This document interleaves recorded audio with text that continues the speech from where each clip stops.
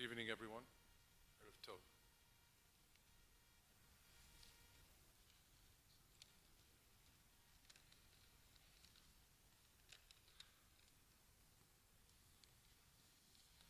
I'd like to thank Yaakov Lazar and Kol HaNeshamot for beginning a series of Shirim in Mirz Hashem. We had not intended to be directing these words to matters that are of such great weight and importance and consequence. But HaKadosh Baruch Hu alone knows what needs to happen when, to who, and how. We have no sense of what it is that HaKadosh Baruch Hu has planned. We don't have the whys and the wherefores of what the Ribono Shel Olam does, because He and His ways are completely inscrutable. But we do know that while we can't understand why we are responsible for what, we can't know why Mechablim succeeded, we can't know why so many nefashos are lost, we can't know why the unbelievable, immeasurable anxiety and stress of those and their families who are in Shivya, who are captive, where they are captive, by whom they are held captive. Unthinkable, unimaginable. The pain that we are all suffering. We cannot know why. But our responsibility is what? What will we respond with? What will we now do? And more importantly, what will we become? How will we be different forever, in a better way, in a good way, after this? How will we be better Yidden, better human beings after this all? Much better than we were before this all. HaKadosh Baruch Hu, you created a world. We're going to begin the Chumash and the Kriyas HaTorah. And the Pasuk says, Olam Chesed Yiboneh, which means that He has created a world for the purpose of chesed, the kindness to create, the kindness to share, the kindness to imbue with bracha, with blessing. The very first letter of the Torah obeys, because singularity and being just alone, that's not bracha, that's not having blessing, growth, that's not expansion. But bracha means more good, more hatava. And we are going to be partners for the sake of yet more good than we ever were. The beginning of any book, the beginning of any sefer, is always with great understanding, with great kavanah. Why did HaKadosh Baruch Hu begin Bereishit with that word? There are endless thoughts and pshatim and commentaries on why the Torah begins the way it does. But because we are talking about these particularly difficult times, and because the Ribono Shel Olam wants us now and always to trust in Him. And if we haven't turned in trust to Him sufficiently in better times, we're going to turn to Him from now on, in all times, with a greater sense of bitachon. Rav Meir Mipri Mishlan tells us Bereishit, its first 4 words, Bereishit bara Elokim es. He created. And those words begin with Beis, Aleph, Aleph. Elokai, Becho v'tachti al evoisha. Becho v'tachti al evoisha. Tehillim b'chav hei.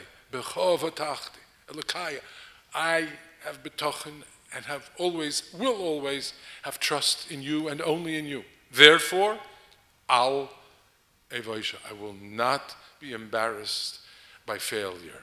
I will not turn out to have been mistaken.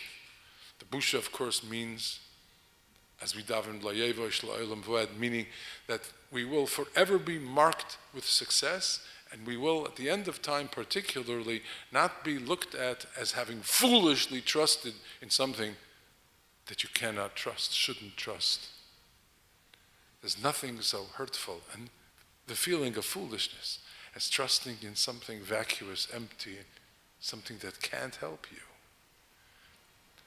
V'cha batachti al evoisha. Interestingly, Targum says, and it's so much part of what we're living through. On al evoisha, Targum says, lo yechdun ba'al devavai aloi. My enemies will not rejoice upon my downfall. Because that's what they would like to do, is rejoice. Rejoice when Yiddish blood is spilt. Rejoice when Yidden are in pain. Rejoice when good in this world presents, strengthens, instead of ra, instead of evil. That's why Targum says,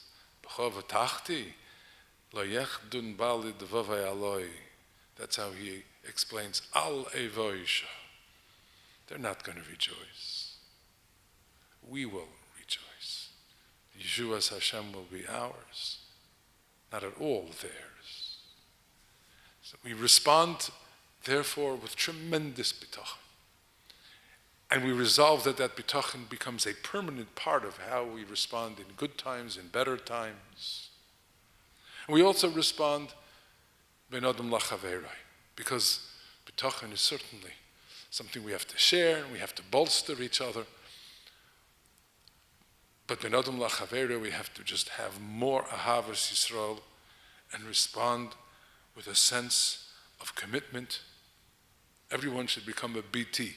Everybody knows BT means, right, a Bal Tshuva, which we all should become. Everybody should be Halavai. I should become a Bal Tshuva. But now, BT means be there. We have to resolve to be there for someone else. Be there for my son, be there for my daughter, be there for my mother, be there for my spouse, be there for my brother, be there for my neighbors. We'll talk about what it means to be there.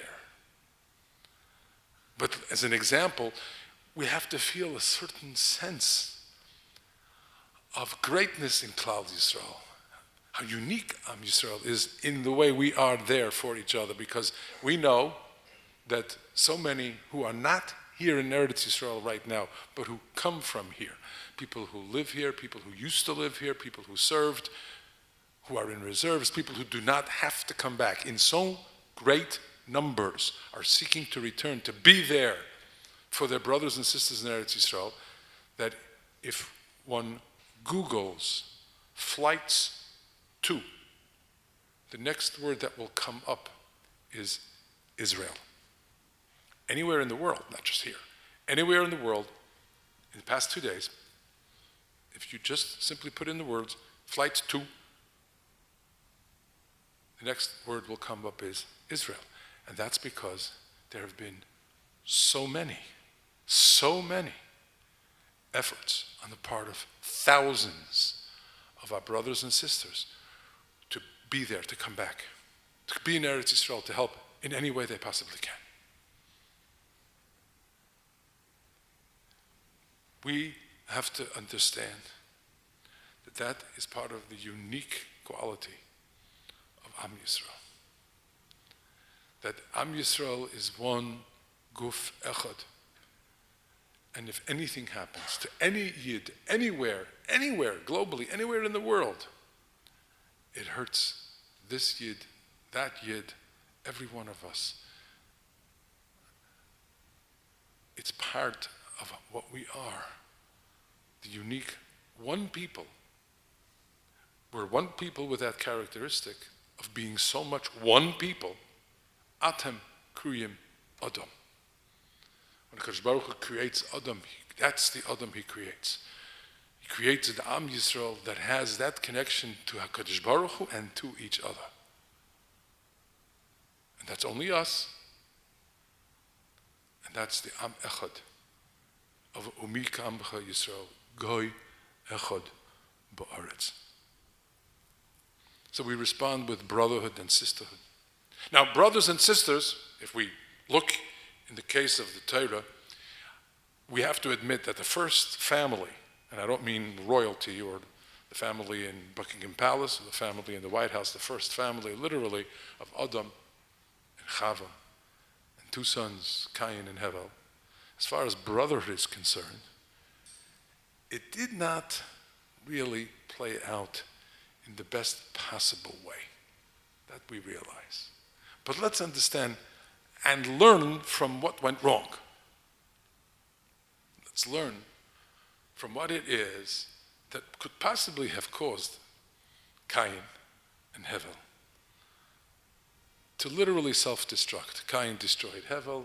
Cain then was marked for an eventual end. And the world has no trace, not a trace of Cain or Hevel left. But why? And that was the first family, the first brothers, Cain and Hevel. The Maharal teaches us that Cain was not inherently good.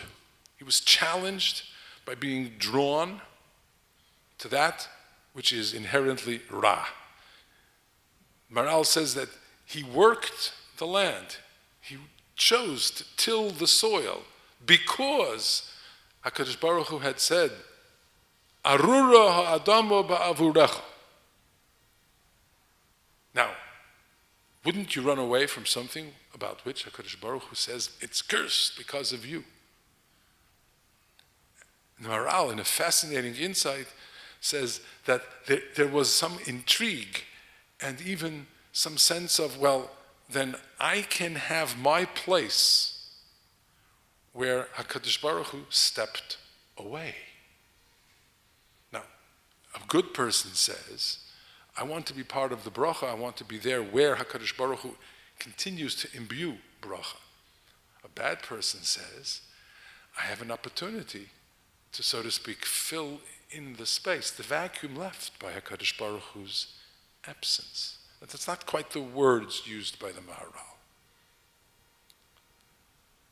But the understanding is that he saw an opportunity and he saw the possibility of benefit where a good person would say, even if there could be some kind of material benefit, as in all the earth is mine, all the plants, all the vegetations, all the trees, all the orchards, they're all mine. A good person says, I'll step away. I'll partake of it and eat only what I have to. But to claim it and to work it when it's cursed by HaKadosh Baruch Hu, it's not for me. Which is, of course, why Hevel chose to be a ro'et sign. He chose to be a shepherd instead. And the Maharal says that when Cain considers what to do about his competition, and he sees his brother not so much as a brother but as competition, Cain seeks that which will be opposite to everything Hevel stands for.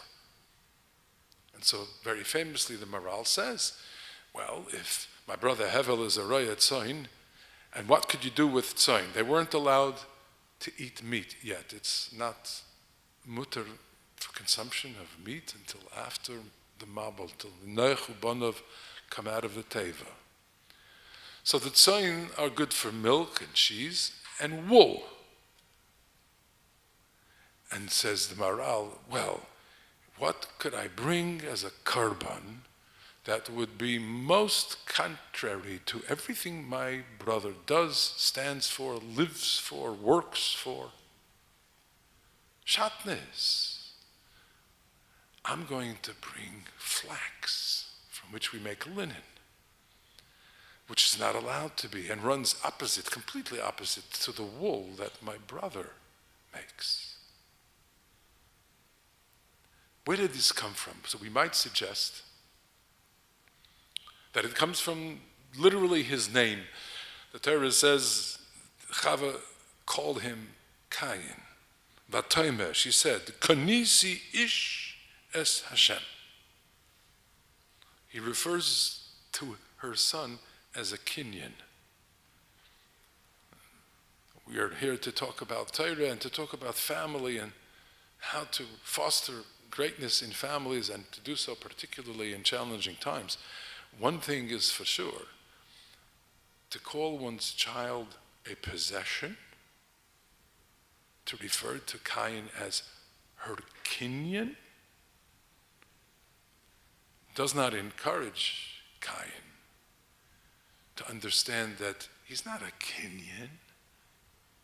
He is HaKadosh Baruch Hu, is not his mother's. Of course, he has fealty and he owes kibbud avayim to his mother, but he's not her property. He's not a possession.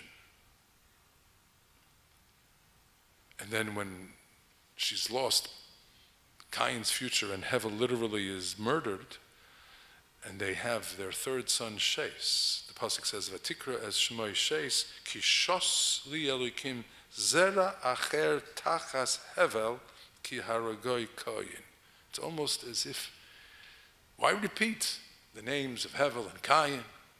It's almost as if the Torah is telling us that she now says Shes. Shes means a foundation upon which the world and other people can be built.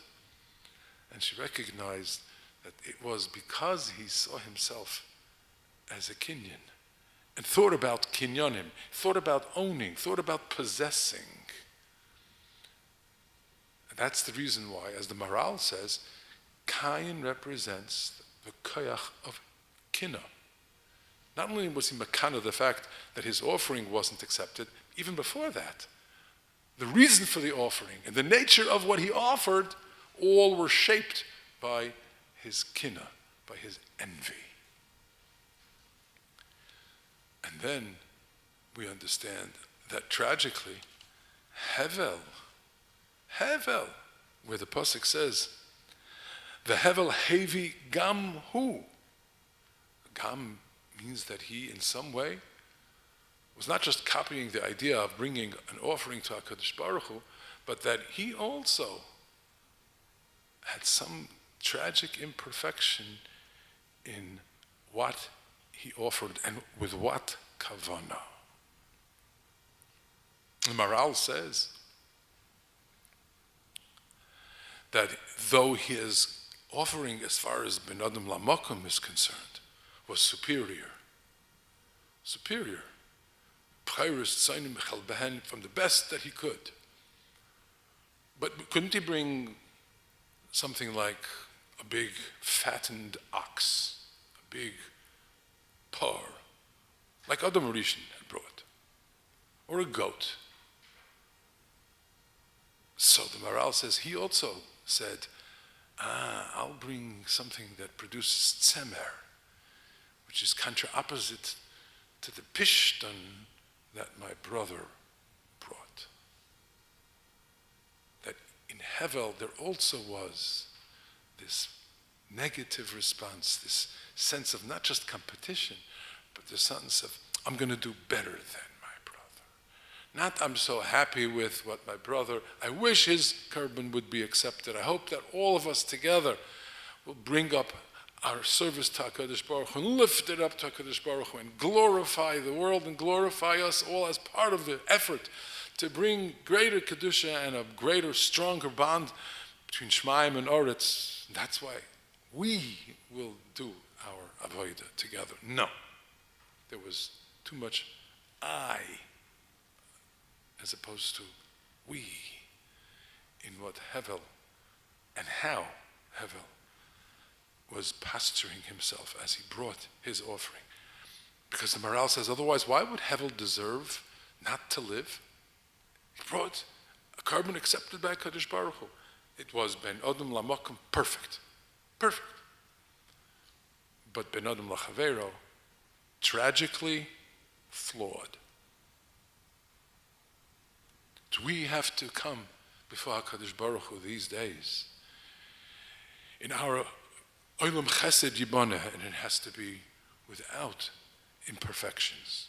Without imperfections in our relationship to HaKadosh Baruch Hu, and without imperfections in our relationships to each other. We have to look at Klal Yisrael. We have to look at Klal Yisrael in Eretz Yisrael, and differently than we did before, with better and more beautiful a looking glass through which you see, a prism through which you see Yidden in a better way than we ever did before. Absolutely necessary. Because while we can't say what has happened, why it's happened, we can't explain it, but a very timely response would be to increase Ahavas Yisrael throughout all of our lives, in all sectors of our society, in all kreisen, in every circle, and bring those circles closer to one another so that they can really, really say, we have Ahavas Yisrael. And that means having Ahavas Yisrael even with those people who don't know what it means to have Ahavas Yisrael. Because clearly Yidden who are Shemer Torah mitzvahs, who are Melumadim, who learned, we know what a mitzvah is, we know that a mitzvah of Haftal Re'acha Kamecha, and what Ahavas Yisrael looks like, and what Ahavas Chinam looks like. And we know that those who are not so blessed to have learned, to have been raised as we have, or to have come to Yiddishkeit, they don't know what it means. It's not that they just lack Ahavas Yisrael because they don't appreciate what it is, they learned what it is, they studied what it is. They barely heard about the imperative of Yaftal Re'acha Kamecha. They know they're Yidden. In certain senses, they're very proud to be Yidden, but they don't know what it means. The truth of what it means is very, very often not at all understood. People who were at a party, Le'aleinu, so many hundreds, who were lost now, geschacht, murdered Le'aleinu. We have to understand in the deepest place of our hearts how holy they are, what kinds of kedoshim they are. Kedoshim. Someone who went al Kiddush Hashem, and in all likelihood, at the time when that moment came, understood what was happening to them, what was about to happen, and it's because we're Yidden. The first Rashi was so dear that they lived in a place that was dangerous and they knew it, but it's part of Eretz Yisrael. And they lived and fulfilled and sanctified the first Rashi in Torah. Famously, Reb Yitzchak, Torah should begin Chodesh Zelechem, the first mitzvah of the Torah, the mitzvah of Kiddush Levana. Kiddush HaChodesh, I should say, excuse me. Mitzvah of Kiddush HaChodesh. But rather, no. Ma tam posach bereishit mishum koach ma'asav higid la'amay losses lahem nachlas goyim, quoting from Tehillim Kuf Yud Aleph. She'im yomru ha'umas ha'olam, if they're going to say to us, listim atem, shkvashtem artzei shivagoyim, you took away land that belongs to others. We answer no. It says in the Torah that Shemaim v'aretz belong to HaKadosh Baruch Hu. Everything belongs to HaKadosh Baruch Hu. Hu bara nasnal asher yasher ba'einav, he gave it to whom he, God, sees fit. Of course, we're not just saying it to them, we're saying it to ourselves. I have a cousin. He just passed away a year ago. He lived in one of the kibbutzim that Nebuch suffered so terribly. Baruch Hashem, his wife happened to be away this past Shabbos. His son survived in the safe room in this particular kibbutz, while the the real listim of the world, well, the real Rotzchim, ran amok, ran wild outside. He told me that he was building this kibbutz in the early 1950s, and they came upon the sridim of an ancient shul. They came upon the ruins of an ancient shul from the 2nd, 3rd, 4th century CE. And how proud they were. This was not a frum group. This was not an observant group of people. How proud they were and how much it meant to them, what it felt to them to feel as they're building their new home in this new land, or what they called old new land. But they're building their home and they come upon the remains of, and the proof, and the archaeological proof of how it's ours. We've been here before. It really is ours. The pride that he felt.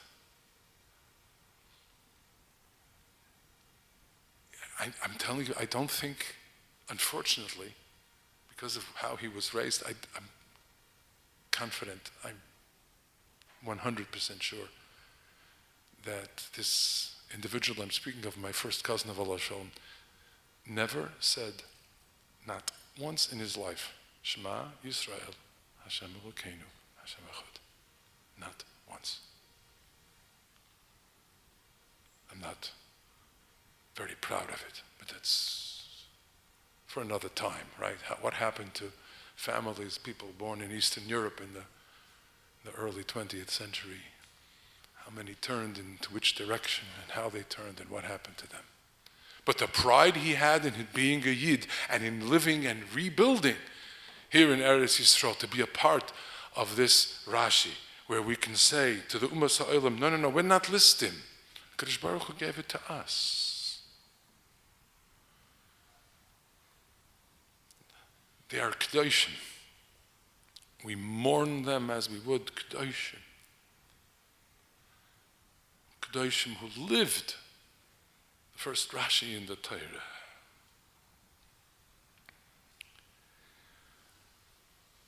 One of the very important and cardinal mitzvahs in Chesed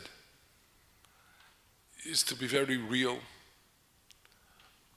about how we can and must relate to our children calmly, with a sense of bitachon. Bitachon is not something you can teach merely by reading or teaching from Chovos HaLevavos and other such wonderful and important svarim on bitachon. Bitachon is a way to live, and when children see that's how someone lives, that's how mama, that's how papa lives bitachon, they learn, they sense it. It comes to them associatively. It comes to them because they've watched it in practice.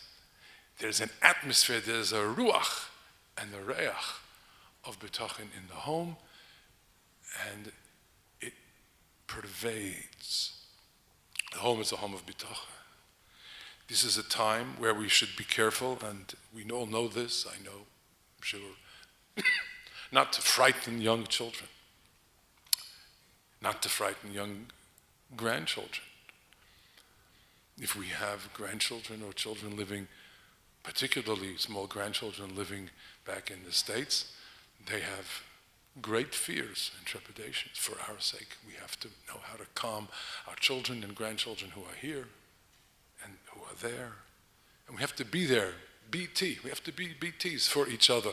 There are people we all know whose children have been called up. They may not be our closest friends or relatives. Give a call. Call. Did you hear from your son? How is he? Was he able to communicate? Did they leave him his phone? Have you heard through somebody else? How is he doing? You cannot imagine how appreciated that would be. How much it's going to mean to someone. How touched they'll be. How fortified they'll be. How much they won't feel alone. How much they'll feel Mi kam Yisrael, goy echad ba'aretz. How much they'll really understand that. That's a selflessness. We have seen people being very, very, very selfless. We've read the reports of people with such selflessness, such kindness, to the last breath. I read of one young lady, a 22-year-old girl, Amit. She was a paramedic in Be'eri, where so many Nebuch were murdered.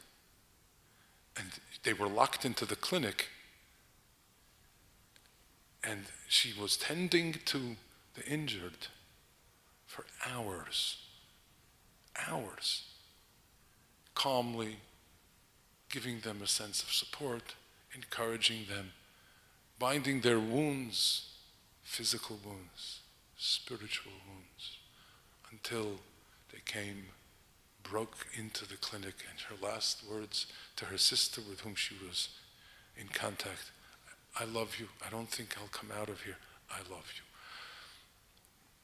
But she was giving over in the most beautiful, affectionate, and calm way life. It was Chayesha. She didn't know if it would or wouldn't be Chayesha. But don't we sanctify Chayesha? Aren't we Mechalel Shabbos for Chayesha? Yes, of course we are. Well, that Chayesha, it was 6 hours, 5-6 hours. That Chayesha has as much Kedusha as the Chayesha for which a Yid is supposed to be Mechalel Shabbos, to save somebody, even if they're only going to live a short while. There's much Kedusha in those 6 hours, and that, with what she was doing for another Jew, for other Yidden. So there's much Kedusha in that Chayesha as in the Chayesha for which we are Mechalel Shabbos, if we have to. It's really not Chilul Shabbos, in which we don't do Kiyum Shabbos, if we have to not do Kiyum Shabbos. There are so many stories that we've heard and that are verified. And that's true Gvura. True Gvura by us doesn't mean that you're a hero because you gave up your life and someone else lived. True Gvura is that when you had to give, whether it's your life or someone else's life, whether you survived, they survived, it doesn't matter. But as a Yid, you trusted in HaKadosh Baruch Hu, you knew what's right, you knew to continue Olam Chesed Yibana for another 5 hours, if that's all my life will be.